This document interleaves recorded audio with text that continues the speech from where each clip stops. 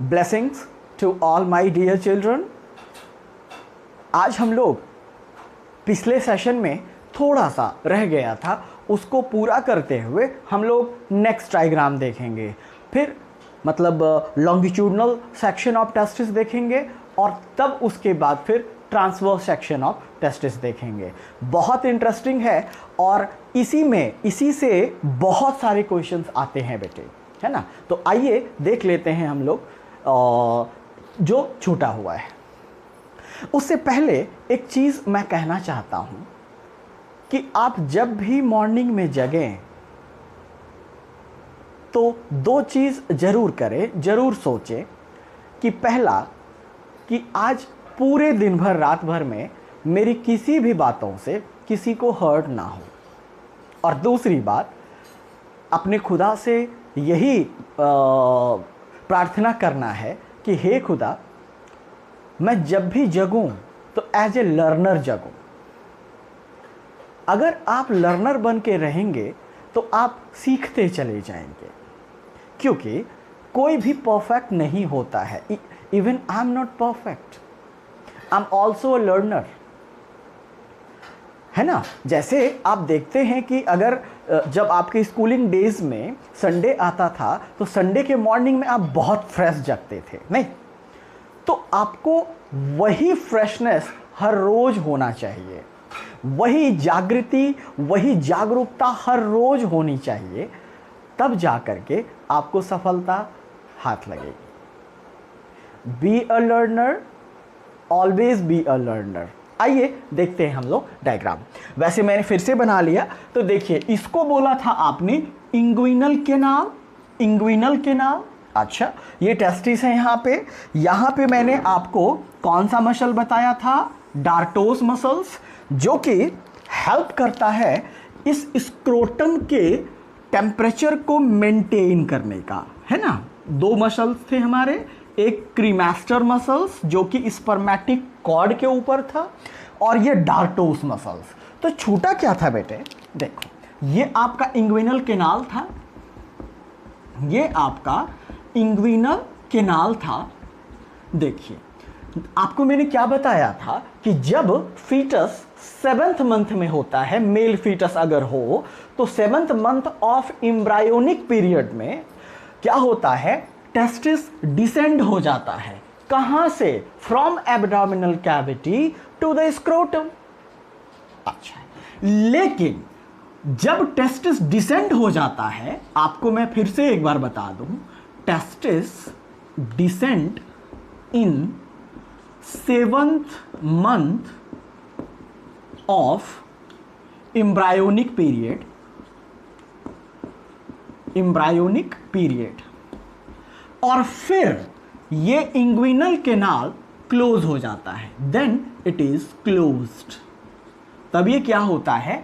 Fascia के द्वारा क्या हो जाता है?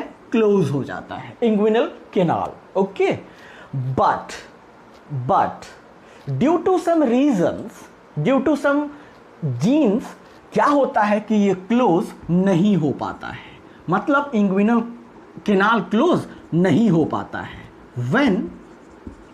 when it is, या it could not close, it could not close, तब क्या होता है?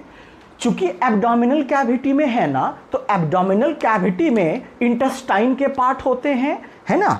तो क्या होता है कि लूप ऑफ इंटेस्टाइन, चूंकि ये खुला हुआ है ना, क्योंकि आपने कहा कि अगर ये क्लोज नहीं हो पाता है तो लूप ऑफ इंटेस्टाइन इसमें स्टक हो जाता है। Loop of intestine is stuck कहां? इंग्विनल कैनाल में। कब इस डिजीज को हम बोलते हैं इंग्विनल हर्निया, तब इस डिजीज को हम क्या बोलते हैं बाबू? Inguinal hernia. समझ में आया कि when inguinal canal could not close, तब क्या होता है? इंटेस्टाइन के कुछ पार्ट आकर के इसमें स्टक हो जाते हैं, फंस जाते हैं, है ना। तब इसको इंग्विनल हर्निया बोलते हैं। इसको भी सर्जिकली करेक्ट किया जाता है। ओके, इतना पार्ट हमारा छूट गया था या रह गया था। सो आज हम लोग चलते हैं लॉन्गिट्यूडनल सेक्शन ऑफ टेस्टिस। खूब ध्यान रखना है, बहुत इजी डायग्राम है। इतना इजी डायग्राम तो हमने आज तक देखा ही नहीं, है ना। आइए,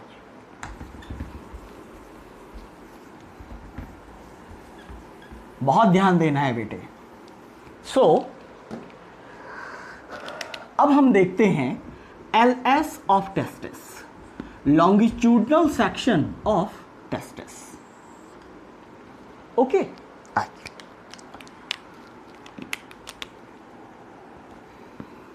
यहां पे बेटे हम लोग को यहां देखिए, हम चाहते तो बना करके भी रख सकते थे, बट हम ऐसा नहीं किए। कारण ये बेटा, कारण ये है कि आप अगर बनाते हुए देखेंगे ना, आप अगर बनाते हुए देखेंगे तो आपको लर्न हो जाएगा ये। इसीलिए मैंने डिसाइड किया, और हमेशा करता हूं, आप तो देखते हो, है ना।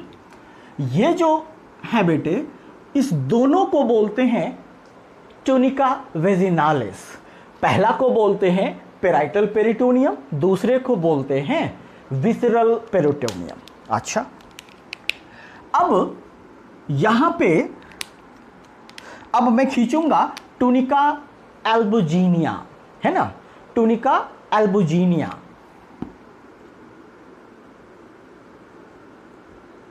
या फिर इसको मैं सटा के ऐसे बना रहा हूं, ओवल स्ट्रक्चर है ना, इसलिए।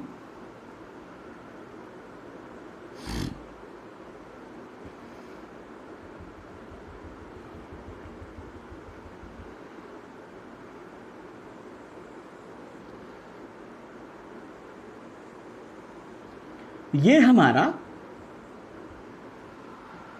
सेकेंड लेयर हो गया। कौन? Tunica albuginea. हम लेबल करेंगे, हम बिल्कुल लेबल करेंगे, डोंट वरी। अब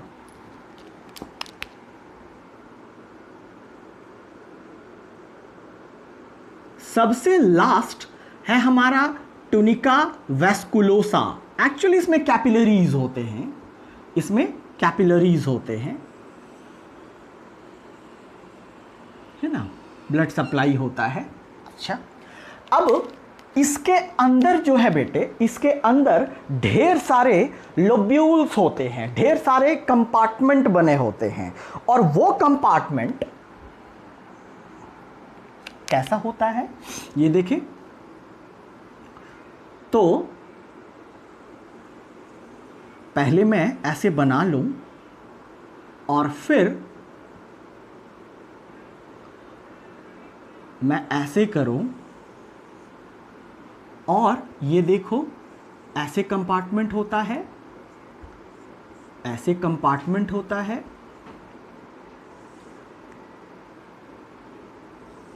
ऐसे ऐसे ऐसे, देख रहे हो। और ये कंपार्टमेंट जो है बेटे, इसको एक कंपार्टमेंट को टेस्टिकुलर लोब्यूल बोलते हैं। क्या बोलते हैं? टेस्टिकुलर लोब्यूल, है ना। अच्छा, अब इस टेस्टिकुलर लोब्यूल में होते हैं seminiferous tubule, and seminiferous tubule is known as smallest structural and functional unit of testis. क्यों? क्योंकि इसी सेमिनिफेरस ट्यूब्यूल में स्पर्म का फॉर्मेशन होता है, स्पर्मेटोजेनेसिस का निर्माण होता है। तो चलिए अब हम इसमें दिखाते हैं आपको सेमिनिफेरस ट्यूब्यूल। ओके, तो यहां से निकलेगा, ऐसे आएगा, ऐसे। वैसे मैं बता दूं कि एक लोब्यूल में 1 से 3 सेमिनिफेरस ट्यूब्यूल हो सकता है।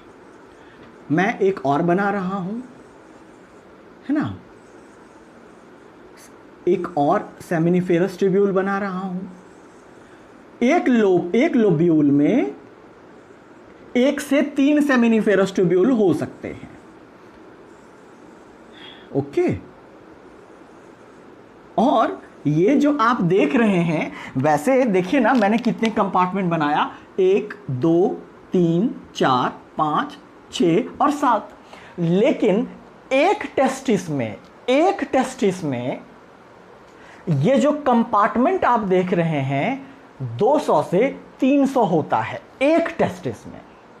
और चूंकि एक लोब्यूल या कंपार्टमेंट में 1 से 3 सेमिनिफेरस ट्यूब्यूल होता है, तब आप समझ लीजिए कि पूरे यानी एक टेस्टिस में total number of seminiferous tubule कितना होगा, 900 to 1000 के आसपास होता है एक टेस्टिस में, है ना। अच्छा, नाउ अब ये क्या होगा बेटा जी, अब ये सारे सेमिनिफेरस ट्यूब्यूल एक कॉमन नली में निकलेगा जिसको हम बोलते हैं रेटे टेस्टिस, है ना, जिसको हम बोलते हैं रेटे टेस्टिस। तो अब हम क्या करते हैं बेटे, इसको सबको एक कॉमन ट्यूब में ले लेते हैं।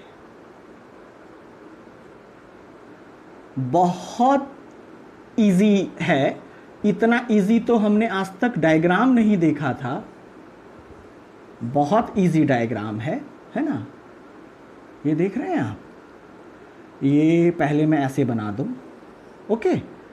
ये इसको रेटे टेस्टिस बोलते हैं। अच्छा, अब इस रेटे टेस्टिस से यहां पे ऐसे होता है, ऐसे करके निकलते हैं। अब यहां से जाल के रूप में ऐसे, फिर ऐसे जाल के रूप में स्ट्रक्चर निकलता है जिसको बोलते हैं वासा इफरेंसिया। सब लेबल करेंगे बेटा हम, पहले आपको बता दें सारा डायग्राम। अब ये जो आप देख रहे हैं, ये जाल के रूप में जिसको आपने वासा इफरेंसिया बोला, यह एक स्ट्रक्चर में आएगा। जिस स्ट्रक्चर को हम कहते हैं इपिडिडाइमेस। क्या बोलते हैं बेटे, इपिडिडाइमेस। ये ऐसे आएगा, ऐसे आएगा, ऐसे, और फिर ये आपका वास डेफरेंस है जो ऊपर चला जाता है। ओके, तो अब लेबल करते हैं बाबू मेरा। ये क्या है, इसको बोलते हैं हम पेराइटल पेरिटोनियम। पेराइटल पेरिटोनियम, इसको बोलते हैं हम विसरल पेरिटोनियम। पेराइटल मतलब साइड, अब विसरल मतलब अंदर। अब पेरिटोनियम मतलब पेरिटोनियल लेयर, सीरोजल लेयर होता है पेरिटोनियम। और इस दोनों को मिला करके बोला जाता है टुनिका वेजिनालिस, है ना, टुनिका वेजिनालिस। किसी बुक में डायरेक्टली टुनिका वेजिनालिस लिखा गया होगा तो आप वरी मत होइएगा, ठीक है। चूंकि हम लोगों ने इन डेप्थ एनालिसिस करने का फैसला लिया है तो हम कोई भी चीज छोड़ना नहीं चाहते हैं, है ना। तो वैसे किसी बुक में आपको इस पूरे लेयर को केवल टुनिका वेजिनालिस दिखाया जाएगा, है ना। बट टुनिका वेजिनालिस 2 लेयर का होता है, पहला पेराइटल पेरिटोनियम, दूसरा visceral peritoneum. Okay, very good. Now जो ये लेयर है बेटा, जो हमने रेड में बनाया है, ये है हमारा टुनिका एल्बुजिनिया। टुनिका एल्बुजिनिया। और जो हमने यहां लास्ट ब्लैक में बनाया है, ये है हमारा टुनिका वैस्कुलोसा। तो टेस्टिस कितने लेयर से प्रोटेक्टेड है, ये प्रोटेक्टिव लेयर्स है ना। तो टेस्टिस इज प्रोटेक्टेड और covered by 3 layers. Which one? The first one is tunica vaginalis, second one is tunica albuginea, third one is tunica vasculosa, है ना, tunica vasculosa। चले, तो ये तो लेयर की बात हो गई। अच्छा भाई, नाउ अब बात करते हैं कि ये क्या है, ये क्या है। तो ये जो है बेटे, मैं अभी सेप्ट इसकी बात कर रहा हूं, लोब्यूल की बात कर रहा हूं। इसको बोलते हैं टेस्टिकुलर लोब्यूल। कंपार्टमेंट है ना, एक हमने देखो कितना बनाया, 1 2 3 4 5 6 7 ही बनाया ना। लेकिन ये जो टेस्टिकुलर लोब्यूल देख रहे हैं बेटा, एक टेस्टिस में 200 से लेकर के 300 हो सकता है, ठीक है। अच्छा, ये क्या है? ये है सेमिनिफेरस ट्यूब्यूल। बहुत इंपॉर्टेंट, ढेर सारे क्वेश्चन यहां से आते हैं। Seminiferous tubule. और बेटे सेमिनिफेरस ट्यूब्यूल को हमने अभी अभी क्या बोला था कि seminiferous tubule is the structural and functional unit of किसका? कोरोना वायरस का? टेस्टिस का, है ना। So this is the smallest structural and functional unit of testis। ये टेस्टिस का स्ट्रक्चरल और फंक्शनल यूनिट है। क्यों? क्योंकि इसी सेमिनिफेरस ट्यूब्यूल के अंदर जर्माइनल इपिथेलियम या जर्म सेल्स होते हैं, जो हम कट करेंगे इसको तो दिखाएंगे आपको आगे जब हम ट्रांसवर्स सेक्शन करेंगे तो। और उसी से स्पर्म का निर्माण होता है, वो भी मोस्ट इंपॉर्टेंट डायग्राम है। ओके, चल नाउ आपको समझना है बेटे, आपके नोट्स में हर डायग्राम बना रहेगा, बट समझोगे तो आप ही ना। अच्छा, इसको सेमिनिफेरस ट्यूब्यूल बोल दिया। सारे सेमिनिफेरस ट्यूब्यूल जो एक कॉमन ट्यूब में जुड़ा, उसको क्या बोला हमने? जो जाल के जैसा यहां है, इसको बोलते हैं रेटेटेस्टिस। क्या बोलते हैं? रेटेटेस्टिस। अच्छा, अब फिर जो यहां गुच्छा में निकला, इसको क्या हमने बोला? वासा इफरेंसिया। वासा इफरेंसिया। ओके, अच्छा, ये पूरा स्ट्रक्चर जो ये आप ये स्ट्रक्चर देख रहे हैं, दिस स्ट्रक्चर इज इपिडिडाइमिस, है ना। इस स्ट्रक्चर को क्या बोलते हैं? इपिडिडाइमिस। अच्छा, इपिडिडाइमिस के 3 भाग, एक हेड वाला पार्ट, एक बॉडी वाला पार्ट, एक टेल वाला पार्ट। तो जो हेड वाला पार्ट होता है बेटे, इसको बोलते हैं कैपुट इपिडिडाइमिस। कैपुट मतलब हेड। ओके, अच्छा, जो ये पोर्शन है इसको बोलते हैं कॉर्पस इपिडिडाइमिस। इपिडिडाइमिस। अच्छा, जो टेल पार्ट होता है इसको बोलते हैं काउडा इपिडिडाइमिस। इपिडिडाइमिस। अच्छा, किसी किसी बुक में कैपुट इपिडिडाइमिस को ग्लोबस मेजोरा भी लिखा है। Globus majora. और काउडा इपिडिडाइमिस को ग्लोबस माइनोरा भी लिखा है। तो आप कुछ याद रखें न रखें, एक बात जरूर याद रखें कि जो कैपुट इपिडिडाइमिस है ये हेड पार्ट है, ठीक। जो कॉर्पस इपिडिडाइमिस है ये बॉडी पार्ट है। और जो काउडा, काउडा मतलब ही टेल होता है, तो ये कौन पार्ट है बेटे? Tail part. और इस पूरे स्ट्रक्चर को यहां से लेकर के यहां तक क्या बोल दिया? इपिडिडाइमिस।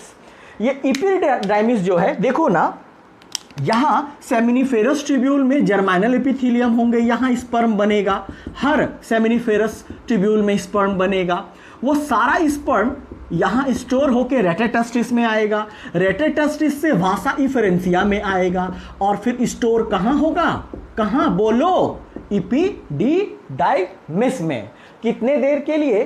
तो 18 to 24 आवर्स के लिए स्टोर रहता है, और यहां पे ये फंक्शनल मैच्योरिटी गेन करता है। और तब ये वाला जो अब आप देख रहे हैं, जो कि हम आगे बताएंगे थर्ड डायग्राम में, इसको हम बोलते हैं वास डेफरेंस, है ना। ये बात है। तो सबसे पहले कहां बना स्पर्म? बोलो जल्दी मुझे। सेमिनिफेरस ट्यूब्यूल में। सेमिनिफेरस ट्यूब्यूल में से कहां आया? रेटेटेस्टिस में। रेटेटेस्टिस से कहां आया? वासा इफरेंसिया में। वासा इफरेंसिया से कहां आया? इपिडिडाइमिस में। इपिडिडाइमिस को कितने भाग में बांटा? 3 भाग में। हेड को क्या बोला? कैपुट इपिडिडाइमिस या ग्लोबस मेजोरा। बॉडी पार्ट को क्या बोला? बोलो कॉर्पस इपिडिडाइमिस। और टेल पार्ट को क्या बोला? काउडा इपिडिडाइमिस। क्लियर है? ये बात है। और मैंने क्या बोला कि ऐसा टेस्टिकुलर, अच्छा इस जो आप ये पार्ट देख रहे हो जो इसको बांट रहा है लोब्यूल के द्वारा, जो ये भाग देख रहे हो, इसको बोलते हैं testicular septum. Testicular septum. Septum तो उस भाग को बोलते हैं ना जो बांट रहा हो, तो बांट रहा है इसको, है ना। तो ये था बेटे लॉन्गिट्यूडनल सेक्शन ऑफ टेस्टिस। अब देखते हैं ट्रांसवर्स सेक्शन ऑफ टेस्टिस, वो इससे भी ज्यादा इंपॉर्टेंट है। आई होप कि आपको लॉन्गिट्यूडनल सेक्शन क्लियर हो गया होगा, है ना। मैंने क्या बोला कि एक लोब्यूल में 1 से 3 सेमिनिफेरस ट्यूब्यूल हो सकते हैं। और जैसा कि मैंने बताया कि एक टेस्टिस में ये जो कंपार्टमेंट यानी लोब्यूल है, ये 200 से 250, किसी किसी बुक में तो 400 तक लिखा है। तो समझ लीजिए कि एक टेस्टिस में टोटल सेमिनिफेरस ट्यूब्यूल कितना होगा? 1000 से तो ज़्यादा ही होगा ना, ये बात है। तो आइए अब हम लोग देखेंगे क्या? अब हम लोग देखेंगे ट्रांसवर्स सेक्शन ऑफ टेस्टिस। आइए,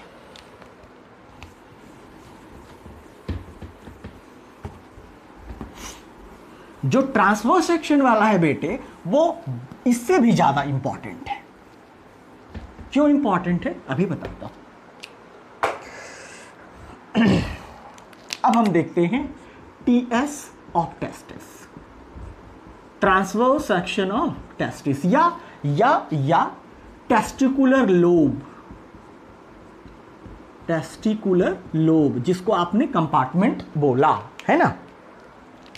तो सबसे पहले मैं क्या करता हूं कि आपके लिए, आपको समझने में इजी हो, तो मैं एक टुकड़ा ले लेता हूं। ओके, मान लो ये कनेक्टिव टिश्यू का टुकड़ा है, काटा है ना आपने, तो मैं क्या कर रहा हूं, कनेक्टिव टिश्यू का टुकड़ा ले रहा हूं आपके लिए, है ना। या ऐसे करते हैं,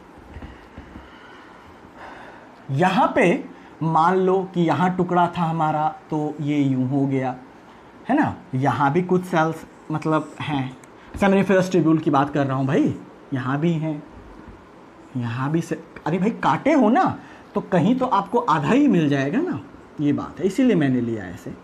ओके, ये मान लो आपने सेल काटा है, तो काटा हुआ पूरा वाला यहाँ दिखाऊंगा, है ना। चले देखिए, मान लीजिए कि मैं एक ही दिखा रहा हूं बेटे, उसी में सब कुछ दिखा दूंगा, होते तो बहुत हैं, मैं एक ही बनाता हूं, ठीक है। मैं एक ही सेमिनिफेरस ट्यूब्यूल, अरे भाई तुमने ढेर सारा सेमिनिफेरस ट्यूब्यूल दिखाया ना, तो मान लो सेमिनिफेरस ट्यूब्यूल है, इसको हमने कट कर दिया, ऐसे था ना, कट कर दिया, तो इसके अंदर जो होगा वो दिखेगा कि नहीं दिखेगा? समझ में आ रहा है कि नहीं आ रहा है? अरे यार ऐसे कट, देखो इसको कट किया, तो अब देखो इसके अंदर जो होगा वो दिखेगा ना, वही तो दिखा रहा हूं। ओके, तो अब देखिए ये आपका क्या है, सेमिनिफेरस ट्यूब्यूल है, पूरा स्ट्रक्चर। इसी को आपको समझना है बेटे, इसी को आपको समझना है। ओके, बहुत इंपॉर्टेंट है, मोस्ट। क्यों? क्योंकि ये स्ट्रक्चरल और फंक्शनल यूनिट जो है टेस्टिस का है। अच्छा, यहां पे क्यूबॉइडल सेल होता है, यहां पे क्यूबॉइडल सेल होता है। इसी क्यूबॉइडल सेल को हम बोलते हैं जर्माइनल इपिथीलियम और जर्म सेल, है ना, क्यूब के जैसा है। ओके, और है ना, ये हमारा जर्माइनल एपिथेलियम है या जर्म सेल है। ओके, और इसी जर्माइनल एपिथेलियम के बीच बीच से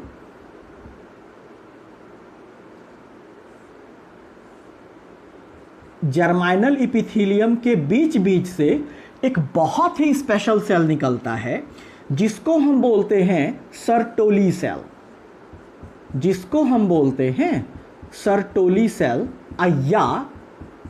या सस्टेंकुलर सेल,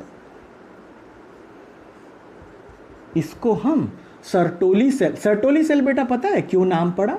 इसलिए पड़ा कि इसको इरिको सर्टोली नामक साइंटिस्ट ने ढूंढा था, जो कि एक इटालियन फिजियोलॉजिस्ट थे, इसीलिए नाम दे रख दिया सर्टोली सेल, है ना।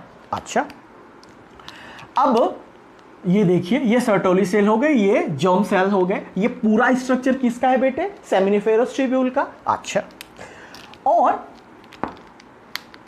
और जगह जगह पे गुच्छों में कुछ सेल होता है जिसको हम बोलते हैं या तो इंटरस्टिशियल सेल या तो लिडिग सेल। ये भी मोस्ट इंपॉर्टेंट है ना, इंटरस्टिशियल सेल या लिडिग सेल। ओके, अच्छा, ये पूरा स्ट्रक्चर। अच्छा, बाकी बेटे सारे यहां कनेक्टिव टिश्यू हैं, सारे क्या हैं इधर? कनेक्टिव टिश्यू भरे हुए हैं। ऐसा नहीं है समझिए हवा में तैरते रहता है, सब कनेक्टिव टिश्यू में फिक्स्ड होते हैं। ये मान लीजिए सारा क्या है? कनेक्टिव टिश्यू है ना, ये कनेक्टिव टिश्यू है। अब मान लो ये जो मैंने कटा हुआ पार्ट दिखाया, समझो ना कि ये यही है, सेमिनिफेरस ट्यूब्यूल का कटा हुआ पार्ट है। एक मैंने बड़ा करके दिखा दिया। ओके, एक मैंने बड़ा करके दिखा दिया बेटे आपको समझने के लिए। ओके, नाउ अब थोड़ा सा लेवल कर लें। ये पूरा स्ट्रक्चर कहलाया सेमिनिफेरस ट्यूब्यूल, लेकिन सेमिनिफेरस ट्यूब्यूल का जो आउटर मोस्ट लेयर होता है उसको हम कहते हैं टूनिका प्रोप्रिया। क्या कहते हैं? Tunica propria. अच्छा, ये जो है बेटे, ये जर्माइनल एपिथेलियम है या जर्म सेल कहिए, या जर्म सेल कहिए। और यही जर्म सेल क्या करता है? यही जर्म सेल क्या करता है? पहले तो स्पर्मेटोगोनिया बनाता है ना, स्पर्मेटोगोनिया बनाता। हालांकि ये मैं अभी स्पर्मेटोजेनेसिस नहीं बताऊंगा, स्पर्मेटोजेनेसिस अलग टॉपिक है हमारा आगे, है ना। ये स्पर्मेटोगोनिया है, ठीक है। कौन बनाया? Germ cell.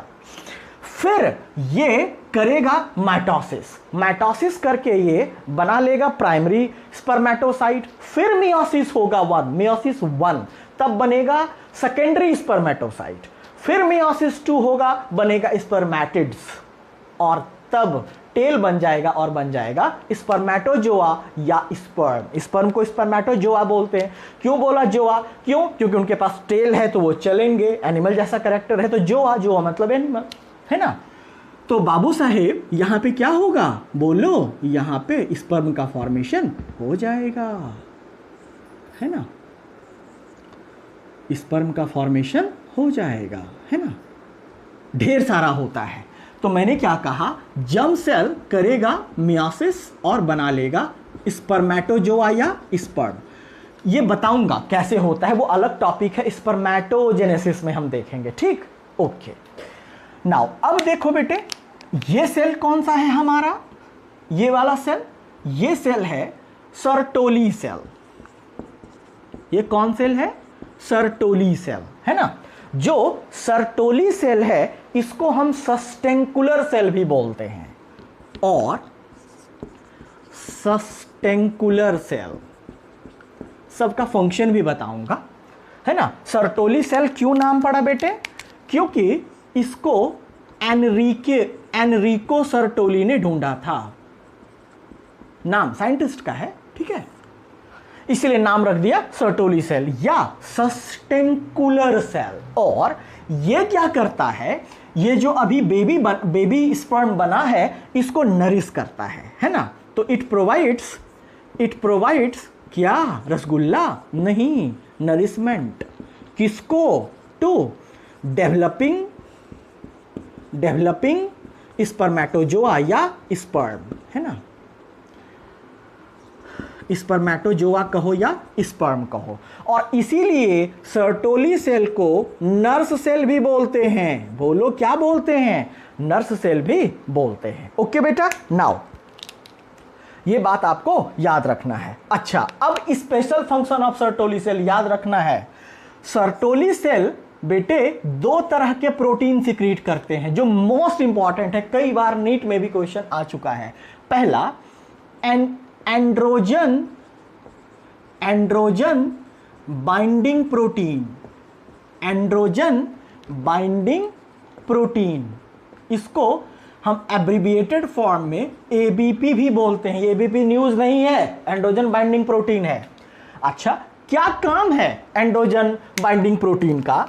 ये क्या करता है बेटे, ये सेमिनिफेरस ट्यूब्यूल में क्या करता है कि टेस्टोस्टेरोन के कंसंट्रेशन को बना के रखता है ना। ये क्या करता है, इट कंसंट्रेट्स किसको, टेस्टोस्टेरोन। अभी ये भी बताता हूं कौन सिक्रीट करता है, हार्मोन है ना ये। अच्छा, अब एक और चीज सिक्रीट करता है सर्टोली सेल। पहला तो एंड्रोजन बाइंडिंग प्रोटीन और दूसरा इनहिबिट मतलब रोकना होता है, वैसे ये भी कुछ रोकता ही है, ये भी प्रोटीन है। इनहिबिन क्या करता है, ये इट सप्रेसेस मतलब दबाता है या रोकता है, इट सप्रेसेस FSH, है ना, फॉलिकुलर स्टिमुलेटिंग हार्मोन को सप्रेस करता है। अब बोलोगे सर यहाँ FSH कहाँ से आ गया? तो पिट्यूटरी ग्लैंड से FSH का फॉर्मेशन यानी सिक्रेशन होता है। FSH क्या करता है, इस जर्म सेल को हुर्रा मारता है। हुर्रा मतलब समझते हो? अच्छा कोई बात नहीं, स्टिमुलेट करता है। अब समझ में आया? हाँ, तो FSH क्या करता है, इसको स्टिमुलेट करता है। क्या करने के लिए? अरे यार, गुलाब जामुन बनाने के लिए थोड़ी करेगा, स्पर्म बनाने के लिए करेगा। समझ रहे हो? इसलिए तो ये ज्यादा ना करे तो इनहिबिन क्या करता है, FSH के सिक्रेशन को सप्रेस करता है, घटाता है। समझ में आया? तो सर्टोली सेल के कितने काम हो गए बेटा? मेनली दो वर्क। एक, अब जो स्पर्म बनेंगे उसको नरिशमेंट दिया जाएगा और दो तरह के प्रोटीन सिक्रीट करेंगे, एंड्रोजन बाइंडिंग प्रोटीन, जो टेस्टोस्टेरोन, जो लेडिक सेल अभी सिक्रीट करवाएगा, बताता हूं। जो क्या करेगा बेटे, टेस्टोस्टेरोन को कंसंट्रेशन को बना के रखेगा, है ना। अच्छा, और इनहिबिन ये क्या करता है, FSH यानी जो FSH का कहां से आता है, पिट्यूटरी ग्लैंड से आता है। ये FSH क्या करता है, जर्म सेल को स्टिमुलेट करता है। क्या करने के लिए? स्पर्म को फॉर्म करने के लिए। तो इस अब मान लो FSH अगर ज्यादा सिक्रीट होगा पिट्यूटरी ग्लैंड से, तो उसको ज्यादा स्टिमुलेट करता रहेगा ना, तो फिर दिन भर स्पर्म भी थोड़ी बनता रहेगा। इसलिए तो ब्रेक लगाने के लिए ये जो है प्रोटीन है, दो प्रोटीन। कौन कौन? ABP और इनहिबिन। अब आओ इस सेल पे, ये भी बहुत इंपॉर्टेंट सेल है बेटे, इसको बोलते हैं लिडिग सेल या interstitial cell. Interstitial cell, okay. Leydig cell क्या? और बेटे ये जो लिडिग सेल है ना, ये इंडोक्राइन पार्ट ऑफ टेस्टिस कहलाता है। क्यों? क्योंकि हार्मोन सिक्रीट करेगा ये, है ना। तो ये क्या करता है सिक्रीट, इट सिक्रीट्स एंड्रोजन्स, है ना। एंड्रोजन जैसे एंड्रोजन्स लाइक टेस्टोस्टेरोन का काम क्या है, it helps in development of secondary sex organs and characters.